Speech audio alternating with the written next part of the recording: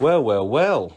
The podcasting prayers were answered. Stars perfectly aligned for Richard Wilson and One from the Podcast in conversation. Never before has any Victor Meldrew catchphrase been heavily used in this household. I can tell you that for free. Unbelievable.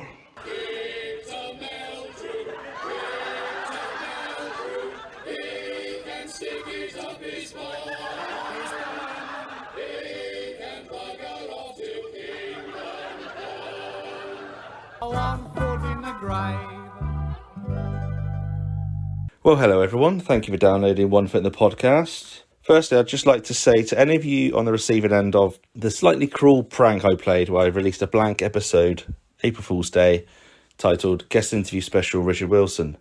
Now, I hadn't even asked the big man at the time if he'd like to come on the show. And I guess I was just making light of my little podcast because there's no way I thought he would ever agree to come on. Just didn't think it would happen. But of course, podcasting prayers are answered and we had a great chat. A couple of disclaimers I'd like to mention before we proceed with the interview. Point number one, the audible is a little different to usual. Richard called me from his new telephone, the Hookutsui model, but it's still perfectly audible. And there was nothing wrong with the BT line. There was nothing dodgy spoken about or anything misunderstood. So I didn't have to report anything. Point number two, many of you kindly sent in some really decent questions for Richard. But due to time, we just didn't get around to discussing as many as hoped. On the back end of all things questions and talking points not being raised, Richard may well be up for round 2 sometime in the near future. So he'd like to do a Q&A with the fans of One Foot, so watch this space. Anyway, thanks so much for downloading. I'm sure Richard would love to know what you thought of the show, so please write a review. Cheers and have fun.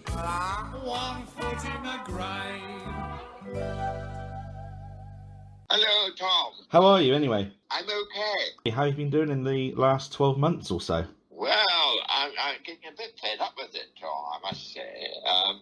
The first lockdown was okay, but the second one has been very boring. I've got to a stage now where I'm not very clear what day it is anymore. You're not alone with that, I don't think. No.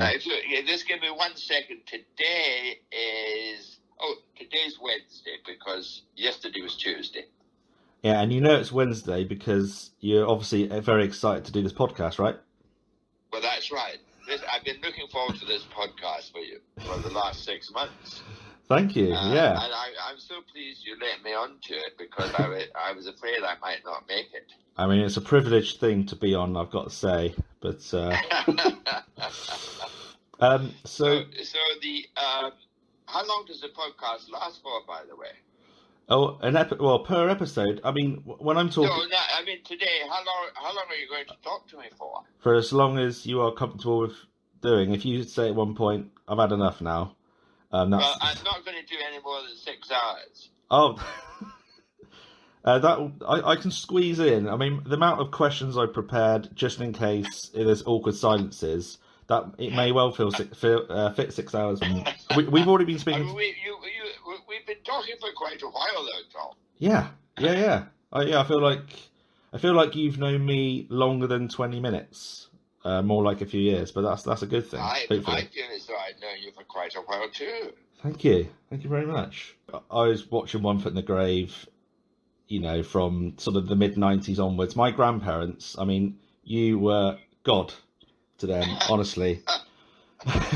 They're not with us anymore, but just my grandma's, my nanny's infectious laughter at Victor Meldrew, and all of the cast, but blimey. So it's just sort of inspired me to do a podcast, because I did one on Only Fools and Horses with a couple of friends and my brother, and the beginning of last year, I thought, One from the Grave is not spoken about enough for my liking. So I thought I'd do a podcast, and obviously it was a goal to get yourself on and Annette and whatever, but I didn't think it would happen, and here you are. So wow, just thanks so much. Yes, you never know, Tom. Exactly. What if you don't ask, you don't get? But we're not going to talk. You don't ask, you don't get. I live in London, of course. I live near Regent's Park. It's a very grey day here today. Same here.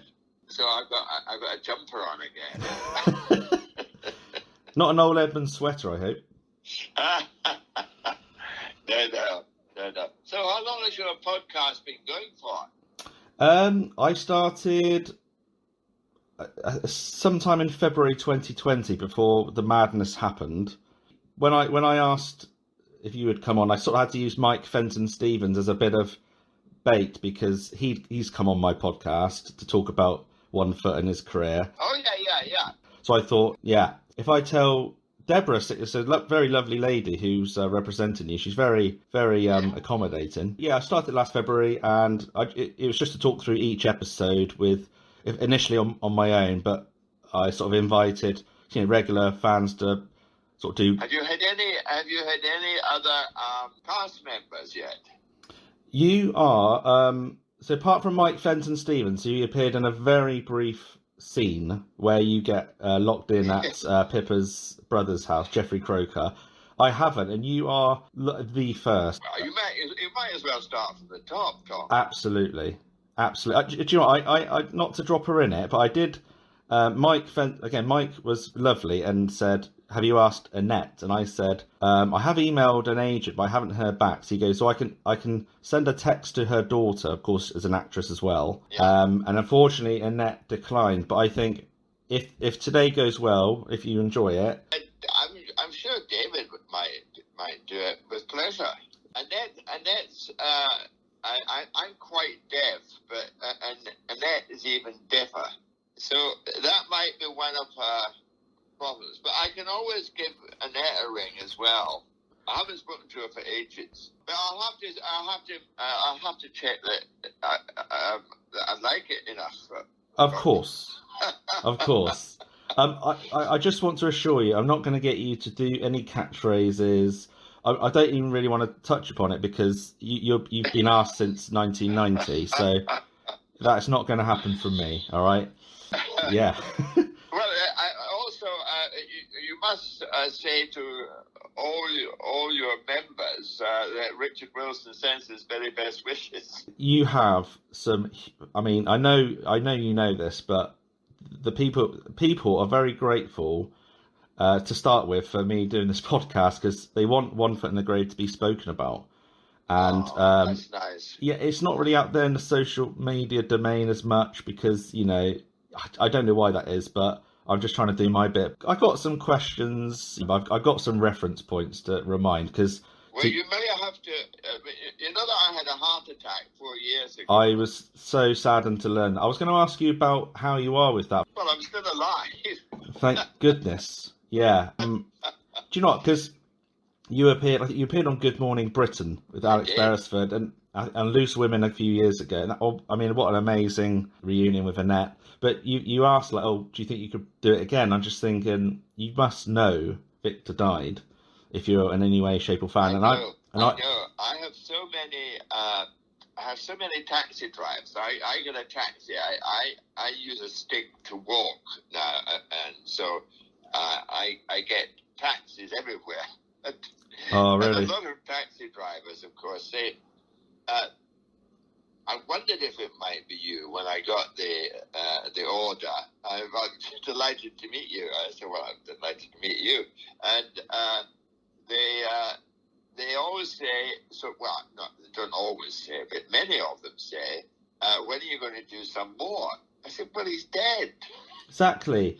That's what I said on Good Morning Britain, of course. Yeah, and it sort of did the rounds, actually, on social media. It's like... Yeah, but, so a friend told me that it's been on social media all morning or something.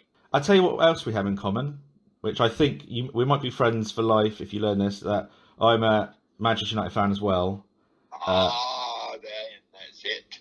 And we could talk about that. We'll do a Manchester United version one day. So United pop, yeah. Oh, you know that Angus Deaton is a Manchester United fan. He's a huge fan, yeah. And Angus and I, Angus has got a friend who's Mark, I can't remember his name, who is one of the directors, and he invites us up. Well, we're not going at the moment, of course, because there's no one going. But we used to go up to the director's box on a day for lunch, before. It was just great. Got to meet a lot of the players, etc. Again, bringing up his name again, Mike Fenton Stevens did mention that, and Mike knows Angus Deaton very well. They're very good friends. Mike sends his love. He was pleased to hear that you're coming on to the podcast, and a well-returned man. I will. He did tell a funny story actually about you, Angus, and he went to somewhere in Italy. Yes. I think there was a fan that was sort of coming your way and Angus's way. It was presumed that she wanted to come and meet you and Angus, but it was actually Mike. So she asked you to take a picture of her and Mike Fenton Stevens. So it's a bit of a funny interaction, which he told that on the podcast actually. But yeah, he sends his love, and he's got a really good podcast actually. I don't know if you've come across it. No, I'm not. I'm not very much into podcasts, but I must pay more attention. Yeah, it's. I mean, there's hundreds of thousands of these. I mean, it's the new format of radio, I suppose. How often do you do yours? One episode at a time, probably on average, once every 2 or 3 weeks, because I got to allow for planning. So I watch the episodes, and I'm making, several bullet point notes per scene. I mean, there's just a ridiculous amount of funny content in 1 foot. I mean, Renwick is ridiculous. He's wonderful. He's wonderful, but his knack for the dialogue, so I got to allow for that, and then of course editing can take about a week or so.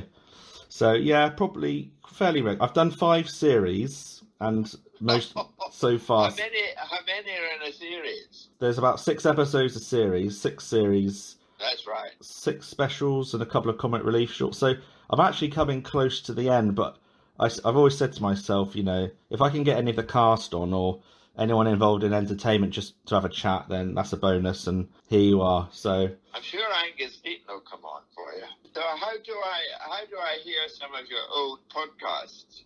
An app on your phone just called Podcast. If you click search, once you open it up, and just type 1 foot in the podcast, and press subscribe, ideally, there's all the episodes I've done to date. I'm going to be recording Series 6, Episode 1 with the lovely Sarah, your biggest fan, very soon.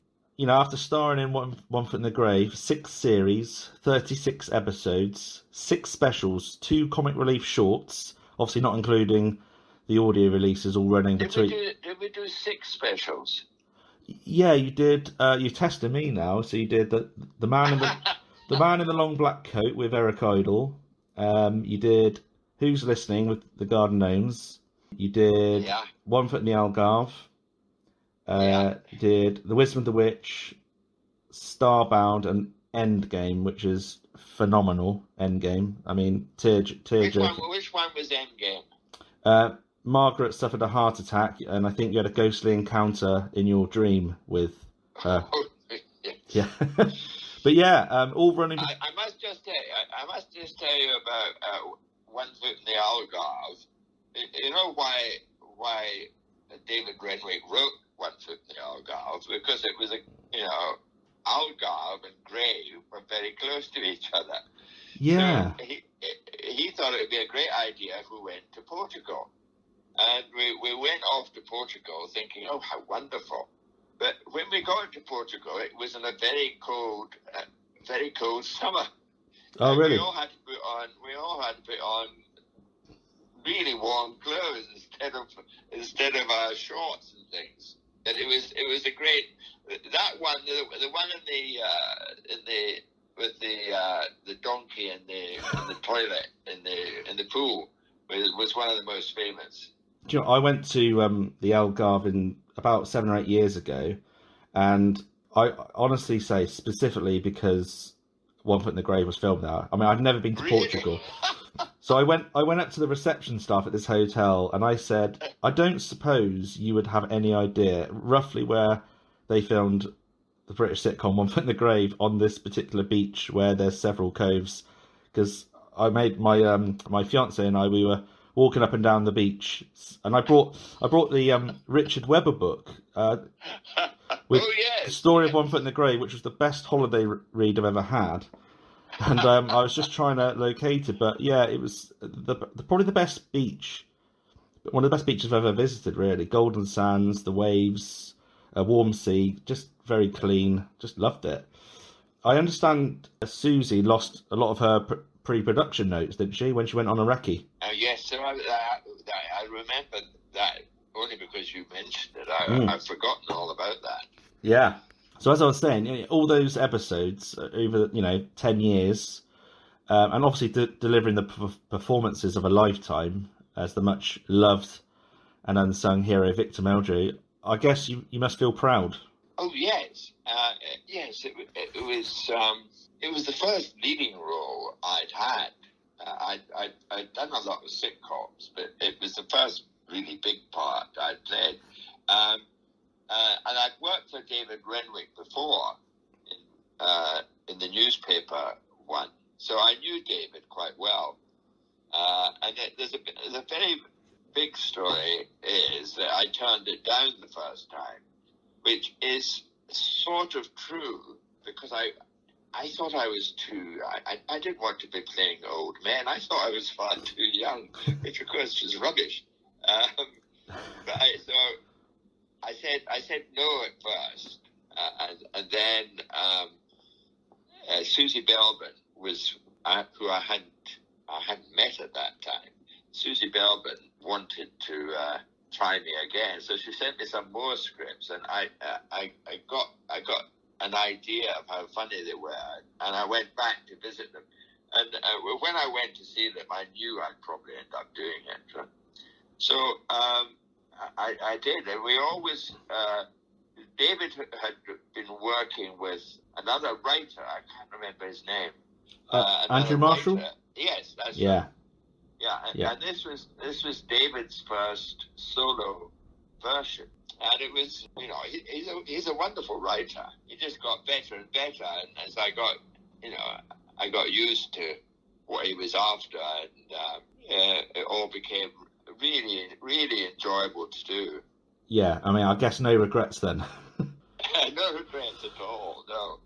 Yeah. I of course, you probably heard the story that David decided to kill Victor because no one in a sitcom had ever died before.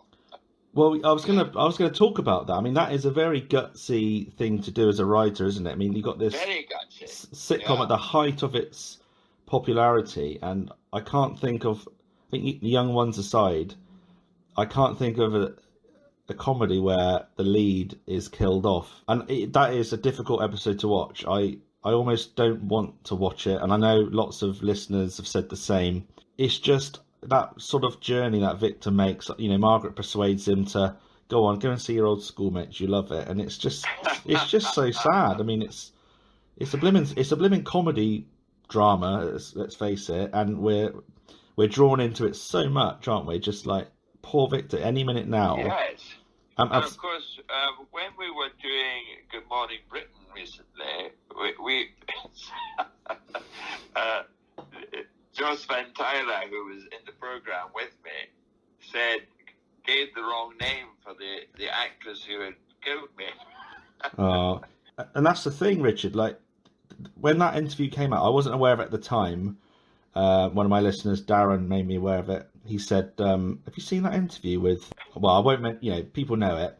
And I just thought, that's frustrating because, I'd love to interview Richard Wilson and I'm not going to get that sort of thing wrong. And you just think, hopefully I'll get lucky. And obviously here I am speaking to you now, which is amazing. So yeah, that was something I was going to bring up shortly anyway. Right. Do you edit your podcasts? Yeah, I do. I'm a one-man band. Yeah. Well, of course, I'm quite keen to chat because we don't do there's nothing much else to do these days. Well, that's true. I speak to a lot of people on the podcast and, through Twitter and all the rest of it. We all agree that One Foot seems to not really get the credit and coverage it deserves as time passes by. And it is highly regarded by, the TV critics and professionals in the TV industry that of just like being one of the best, if not the best, and it just doesn't seem to get spoken about as much. I mean, would you agree with that, or do you not really pay attention to that? Yes, and no, we agree with that, and I'm always, if they did One Foot in the Grave on terrestrial television, we'd get bit more money than we get if it's on UK Gold. And we're always a bit upset that Dad's Army just gets played for centuries. Yeah. we think One Foot in the Grave should get a shot now and again. I mean, it's on BritBox, which is quite new, but I've been campaigning for Netflix to pick it up, but I don't think they will, because BritBox's aim is to compete against Netflix, and I guess the last thing that they want to do is give competition. Yes, but I also did Merlin, which is on Netflix. Yes, you did. I will hold my hands that it's not a program I watched, but that's okay. On a Saturday, I think it was aired on a Saturday, wasn't it? And I remember that. I remember that being on, and I would pay attention to it. But I think at the time it might not be my genre of choice. But I always. No, that's okay. I think whenever you popped up in. We'll cancel the competition. We'll cancel the program, the podcast now. Oh, actually, now I recollect it. I think I got the box set. Yeah. Okay, we'll carry on. We'll carry on, yeah. So it's very much not in the limelight. So with you doing this podcast, you are contributing enormously. I can't even say it. Can't say it, Richard. An enormous amount of contribution from you just by being on this podcast. Is going to go down very well. I got a lot. People are flabbergasted I got you on. How many members have you got? I don't know specifically. Like I am small fry. I think I posted into the Facebook One Foot in the Grave One Foot in the Grave group. It's about 8. That's got about 8,000 or so members. I've only got a few hundred. Yeah, I've only got a few hundred Twitter followers or so, but I've had quite a big response. You know, I tell you what we should do. We should do a podcast for One Foot in the Grave where people can send their own questions. I'd be up for that. You can choose them as the best questions. Yeah, I'll be happy to do a Q&A with Richard Wilson and fans. Absolutely. I do a Zoom with friends on a Friday, and they send out the Zoom, and so I'm not very good at setting up a Zoom. But, I would do that for you. It up and I'd answer. Sorry, I'm going off topic. Okay, let me. So you suffered a health scare in 2016. Yeah. Firstly, I hope it's well and truly behind you.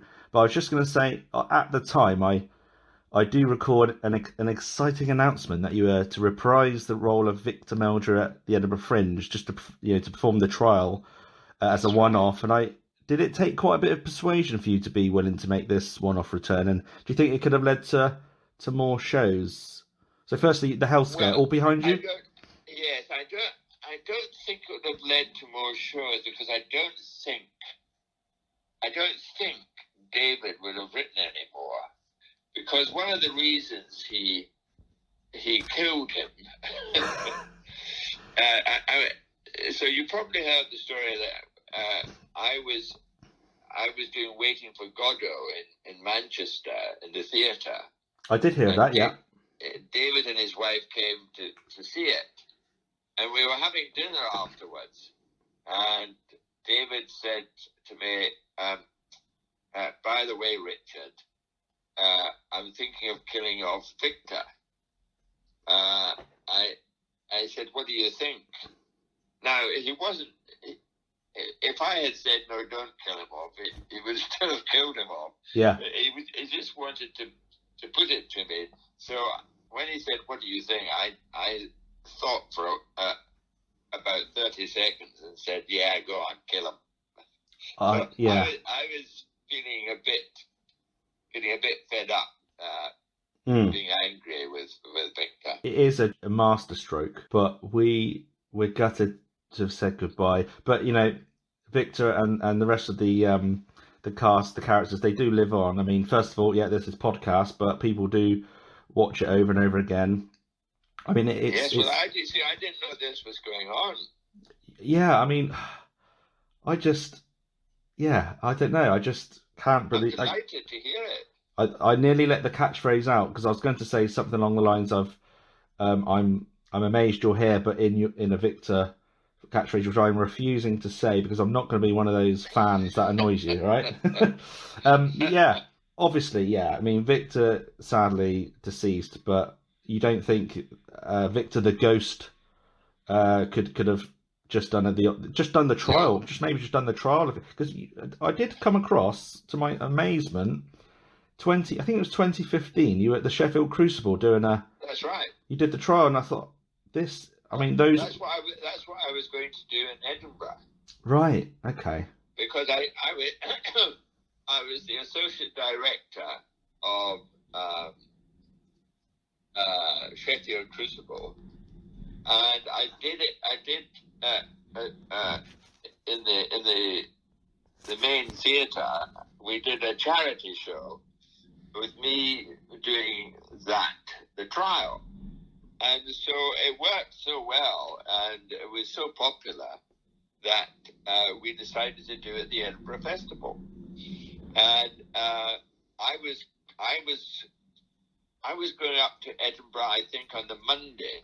We'd sold out in Edinburgh, and the Wednesday before I had my heart attack. I was in sitting in Haverstock Hill and the Maison Blanc, waiting to meet a writer, and I don't remember anything else about it. But I had a heart attack, and I fell off this tiny little balcony and hit my head. And hitting my head was one of the bad things about it, because I bled for a bit. oh, But good grief. I don't remember anything about that. But apparently there was a doctor going by, Yeah, and I was on the Graham Norton radio show once, and I tried to get a hold of this doctor, but of course I didn't manage it. So it was, yes, when we were going to go to Edinburgh, Clive Brill, who was the producer of the radio show I do, Believe It. Have you've heard about that, of course. I have, yeah. Yeah. So Clive rang me up one day and said, I'm having a bit of difficulty. I'm having a bit of difficulty in insuring you, Ian, Richard, because I said my real name is Ian Wilson, Yes. not Richard Wilson. You probably know that as well. Carmichael. Ian Carmichael Wilson, that's my Yeah. real. Anyway, I can't tell you anything, Tom. Anyway, so Clive said, I can't. You're over 80 now. You're 80 now, so insurance is very difficult. And I said, oh, don't worry about it. He said, Don't bag it worry off. about it. Age has nothing to do with it. So he very kindly said, well, look, if anything happens, I'll share it with you. And of course it happened. So that was it. I was going to Edinburgh on the Monday, and then the Wednesday I had the heart attack. I mean, all of our hearts sunk when we read the news, but it seemed to go a bit quiet for a while because, like I said, there was a bit of traction being built up about you doing the Edinburgh Fringe, and then, of course, naturally you need to recover. But it is all behind you now, you know, all being well. You're able to, you know, do podcasts and stuff, aren't you? Well, I can do podcasts. I hope you might say that I haven't done very well. There'll be no more podcasts. Richard, if I was to say such a thing, I would get someone to beat me up or do anything. But no, no. This is going several times better than I thought. Purely because it sounds like, unless you're being an amazing actor, it sounds like you're having a bit of fun so far. So that's good. That's really good. Yes, indeed. Do you look back on some of the storylines where, you know, Victor gets himself into sticky situations and realise that actually Margaret can be equally to blame for some, you know, the Meldrews getting mixed up in some of the trouble they find themselves in? You know, like if you remember back in series 2, we put her in living in the tomb. The Kylie the tortoise was sadly cremated, and what Margaret was all for, sort of to save feelings, sort of not telling porkies really and replacing the tortoise, but Victor, with his morals, wanted to just tell the truth and say, I'm really sorry, this happened. And of course Margaret ended up purchasing a new tortoise, which was handed to the little girl and her mum, and they buried the live one. So Do you ever look back and say, actually, Margaret is to blame for a lot of the stresses? No, I mean, I certainly a lot of people who watch the program used to say, well, why does Margaret stay with you? And I said, well, because we love each other. Well, yeah, that's the same with pretty much most. Well, not every couple, but what I was going to say was, it felt like when I was watching One Foot in the Grave growing up, and until recently, it felt like a lot of the media, especially, would go, poor Margaret living with that grump, and that's all he does. But actually, you do say it how it is, your character, you stand up for what's right, and that's why he's a very popular character, not just because he's hilarious with his rants, but he does stick up for what's right, and that's what we love about him. Yeah, and I think it was also quite interesting that one of the things that I was not very keen on was the fact that I'd be playing an old person for old people. But One Foot in the Grave was very popular with young people. It's very popular with students, for example, because they used to watch it at all times when they were studying. So it became something that people should be talking about. And I like that part of it. Yeah, absolutely. And I mean, God, if Victor was, I mean, there are real Victor Meldrews out there, but if this Victor Meldrew was a real person, he would be probably getting all sorts of crap flown at him for speaking up.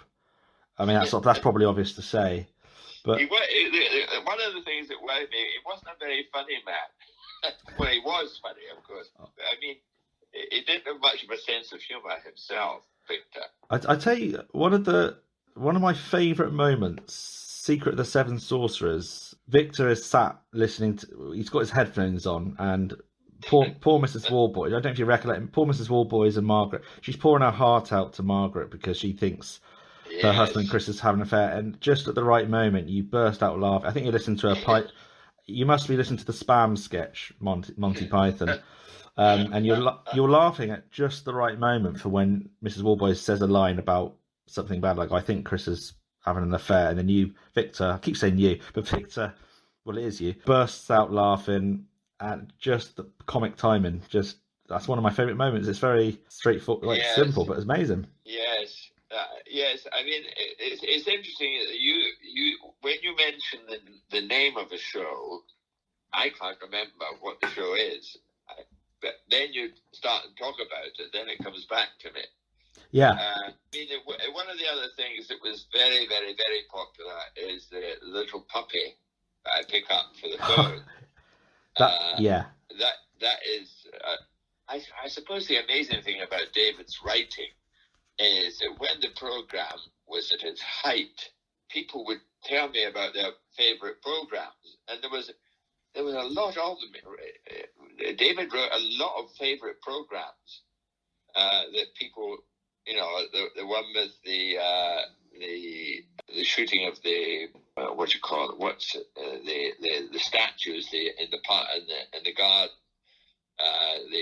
What was that one? The things you put in your garden, the little statues. Oh, the gnomes, the Christmas episode, or the gnomes. That's it. Yeah. The gnomes. What would I want with 263 bloody garden gnomes? That one. Yeah. Great special. Very poignant, that one, was it? Because Victor shows that caring side. He's very repenting of sins because Tom Croker, he's Pippa's father. He's locked out, isn't he? And he's invited inside, and Victor learns that a young lady in the video shop, his husband is being killed, and the little boy, won't see his dad for Christmas, and the look on Victor's face is sort of very regretful of how he's spoken to in a previous scene in the video shop, and Victor, being the great man he is, he decides to give up his Christmas evening, or his Christmas lunch, should I say, to help out the homeless. Much to Margaret's dismay. I always felt Margaret was a little bit unkind to Victor, because although, yes, it meant she was on her own, I mean, she could have Mrs. Warboys round, I think she should have understood why you were doing it. It's a great gesture. Yeah. Yes, I've forgotten about that. Talking about poignant moments, I mean, we spoke about Endgame, like that. Probably my favourite of the specials. Probably actually One Foot in the Algarve is probably my favourite, but Endgame is just remarkable. I watched that as it was aired in Christmas '97. Obviously, Margaret, she's suffering a bit of stress throughout the series, and it comes to light where she does have a heart attack, and yeah, Mr. Swaney comes rushing in to tell you you've just been on a holiday in the haunted caravan, of course, and I think it was just when you're sat in that hospital room, and the camera focuses on your eyes, and you're just looking on, quite a serious look, but you're obviously taking in the memories. Then we see like a montage of Victor and Margaret's greatest hits, if you like. Sad. Yeah. And then out of nowhere, it focuses back to you and the beeping of the life support machine, and then the nurse just gives it a whack, bloody machine, and Margaret is actually alive, and it's just such a relief. Like, oh my good grief, that element of writing is just phenomenal. It's I guess it's a bit like John Sullivan and Fools and Horses, like comedy and tragedy was quite easy for them to write, and they made a success of it. Yes, I can't remember who it was. Somebody, Mark Lawson, who wrote when One Foot in the Grave was at its height, said that David Renwick was the who's the Irish writer who wrote what was the play I said I was in? It's frustrating, isn't it? I'm trying to think as well, because I know. Is it something you directed or you starred in? Something I was in. I mentioned it earlier. As Vladimir, Waiting for Godot. That yes, one. Waiting for Godot. Yes. And who wrote that? Samuel Beckett. Samuel Beckett. There you go. Mark Lawson said that David Renwick is the Samuel Beckett of the century. And, yeah. I thought that was a very accurate picture of him. Yeah. Just genius writing, isn't it?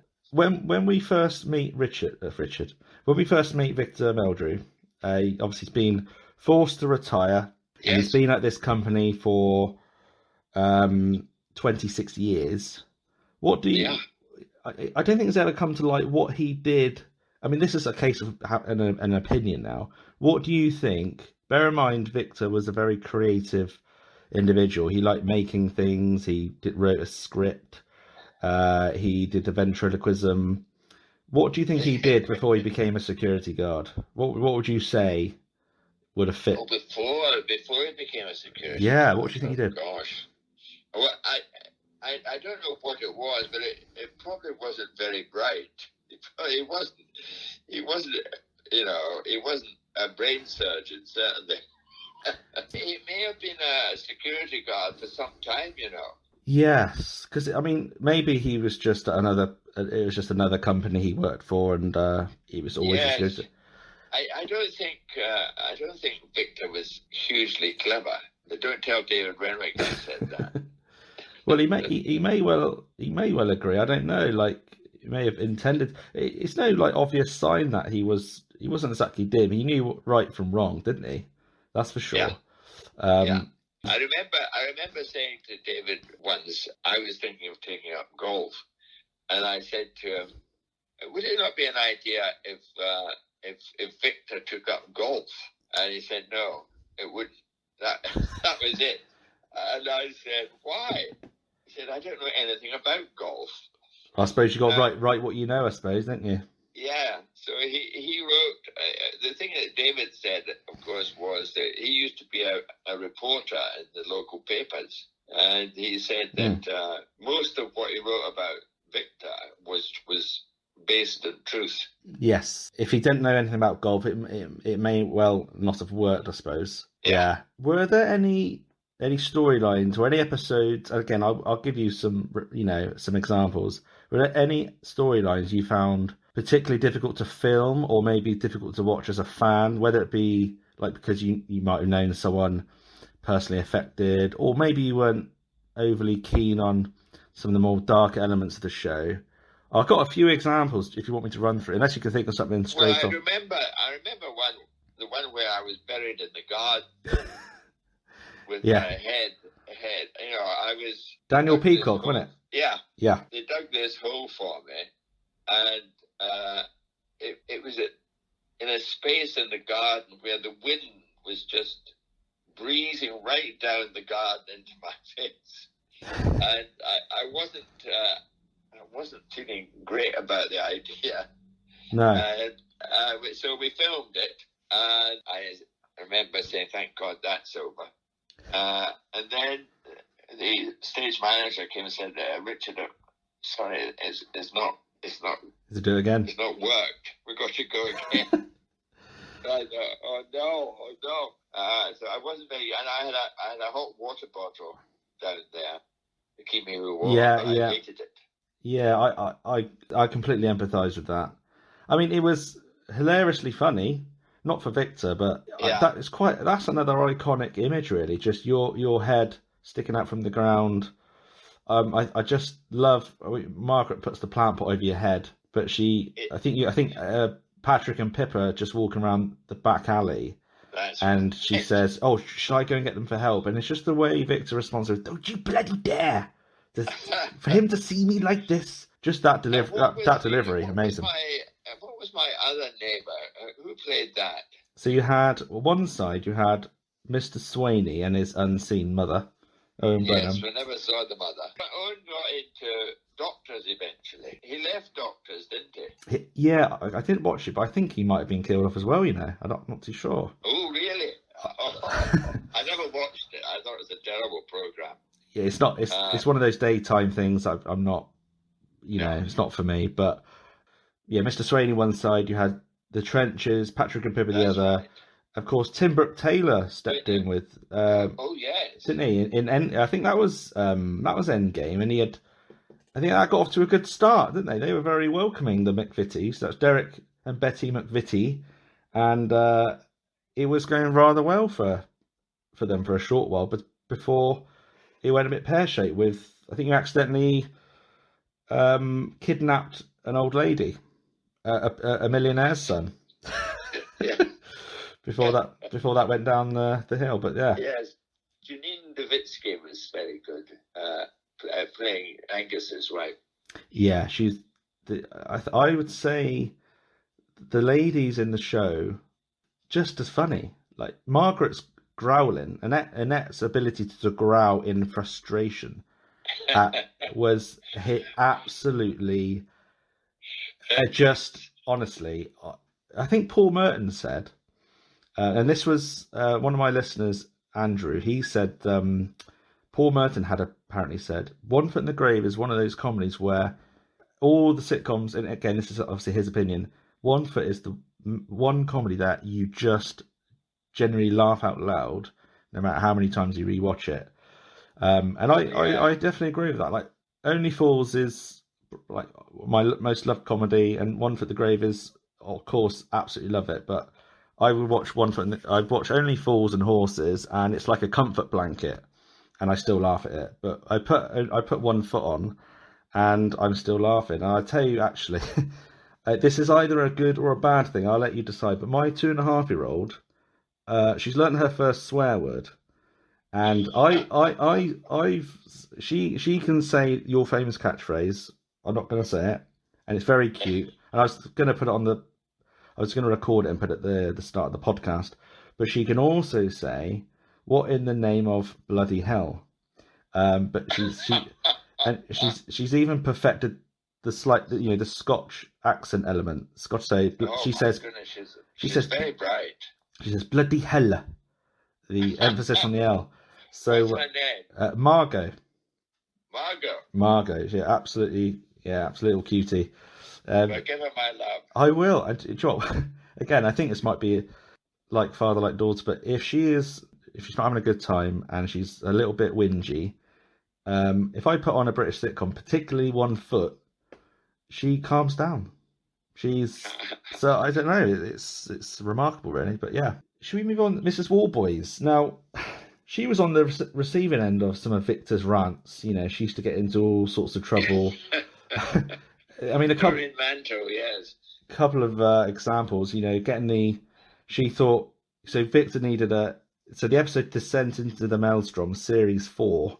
She was tasked with getting your suit back from the dry cleaners and brought back a gorilla costume. That's right. Yes. And then, of course, yes, that's what it was. As soon as you mentioned her name, I remembered the gorilla. just unbelievable. Mr. Swain, of course. Wonderful idea. Oh, Mr. Swain, he thought you were annoyed that it was not the right size. Of course, he brings another gorilla suit, and there you are, sat between these huge outfits. She also, I think, the episode Only a Story, series 4. She came to stay, didn't she, because of the flooding, and oh yes, and fans are I've forgotten about that. Fans are forever quoting the line where she stood on a chair in the Meldrew's kitchen, and the scene opens up with Margaret walking in, and Margaret by this point is absolutely fed up with Jean living there, and actually Victor's not so bad with it. But Mrs. Warboy says, "I'm just cleaning some of the filth out of these cupboards." And that line, people are always quoting that, you know, because she doesn't mean she doesn't mean bad, does she? It's just innocence. Yeah. It's she was very good, Doreen. Yeah. A lot of people really liked Mrs. Warboys more than anyone. Yeah, she was just sweet. One of the things that I thought was funniest was the on the motorway when Margaret and Victor are sitting in the car. Yeah. And then after about 10 minutes or something, Mrs. Warboys comes into the back. Isn't it a surprise, isn't it? I thought that was a hugely funny idea. It's just the last thing you expect. To the toilet. Yeah, she thought you wanted a certain flavour of crisp, but she didn't bother buying it because that's all they had. Yeah, the energy you must need to play Victor, though, because it's a lot of raising your voice, isn't it? And a lot of energy, isn't it? Oh yeah. As an actor, that's a lot to go. Yeah. The last episode I did review was Endgame, but I think in Starbound, which was the sort of one where you get high on drugs through Ray Winston's cocaine stash. Yeah. Yes. I mean, it's just another moment of Mrs. Warboys. Mrs. Warboys is, she collected Victor and Margaret from the airport. I think you've been to Germany. Victor, a bit of car sickness. And of course, again, the example of Mrs. Warboys putting her foot in it, she wouldn't stop talking about food. And of course, that made Victor want to get out and vomit. But yeah, she's an absolutely lovable character, isn't she? Really lovable. What sets one foot aside from the rest, I suppose, is there are many dark and eerie elements, aren't there? Is there any particular you can think of that stood out? You know, especially the amount of animals involved that might have been killed, or people, suicides, kidnap. Can you think of anything? Well, there was they had a child, didn't they? Yeah, so Stuart Meldrew. So that's in Timeless Time. That was the so those real time episodes were just amazing. But that was a very subtle revelation because it sort of dropped into conversation. Like I think you're ranting about something in the tabloids, and as Victor tends to do, he uses like a popular culture reference, and he mentioned babies, and of course, he immediately regretted it. And it was just perfection how that was revealed, and then it was just suddenly forgotten about again. And I, ashamed to say, I had to be reminded about that, because when I was reviewing these episodes, I'd forgotten a few elements, and I'd always wondered, did they have a child or not? Of course, they did, and that might be partially why Victor is the way he is, partially because of the real horrible. But it's also where David's very clever is that he only mentions it that once, I think, in all the writing. He doesn't live on it, but in any ways. With the Meldrews, it's all about the copious amounts of uncles and aunts and cousins. Cousin Ivor, cousin Ursula, yes. Auntie Gertie. The Australian who came over, I can't remember what the relationship was. I remember that one. There was an Australian relative came over. Are you thinking of your brother Alfred, Richard Pearson? He came from right. Yeah, he came from New Zealand. Now that was a really poignant episode because it's amazing to have a relative introduced, and again that was a one-off. And is it Richard Pearson, wasn't it, who played Alfred? And obviously he was a great episode. He's a very good actor. Yeah. What was sad was Victor. I keep saying you like you are Victor. Sorry, Richard. Victor and Alfred were just about getting on, weren't they? They were looking at some old photos and reminiscing about the old times. And that's right. And of course, he found that dictaphone where you'd accidentally been recorded saying, "God, when will you go? In the name of God, go." I think you said. Yes. And of course, he heard it, and he's got the letter. It's the letter he left that where he said, it'll be another 25 years before I bother you again. That's not word for word, but of course we do learn in the trial that you're writing a letter to Alfred. So you obviously did make up friends again, which is good, which is lovely. Yeah, that's right. Victor being killed off. Margaret obviously visited Glynis, Hannah Gordon, and then she came out of the house. We don't know, and I don't think David Renwick knows what happened. It's left to your imagination. In your opinion, did Margaret cause any damage to Glynis for the murder of Victor Meldrew, or the manslaughter, shall we say, or not? What do you think? I would say no. I don't think Margaret would do that. No, she might have. She might have wanted to. She might have wanted to. Maybe she wanted to be rise above it because Victor took a lot of crap, didn't he, and still had his elements of decorum about him. So maybe, yeah, okay. Oh, I do not believe. Will you look at this, bastards? Can you believe the nerve of this? I'll skin their ruddy hides for them. My Meldrew moan is, when you asked me in this podcast, you didn't tell me I was going to be on it for so bloody long. I know you have been on for as longer than I could ever dreamed of. So that ends it quite well, actually, Richard. And we did discuss sort of in the background. You may have been joking, but if you ever wanted to come on again on a Zoom or whatnot, I'll come on a Zoom. I'm sure I'll be on one foot in the podcast again. Thank you, Richard. That is a dream come true. I will refer to you as a friend, but absolutely. Thank you for you giving up. Oh my good grief! Close to an hour and 20 minutes. God almighty, that's far too long. That is incredible. Thank you so much, and I will leave you to some peace. Nice to meet you. Very nice to meet you as well. All the very best to you. All the very best, Tom. Cheers. Bye bye. Cheers. Bye bye.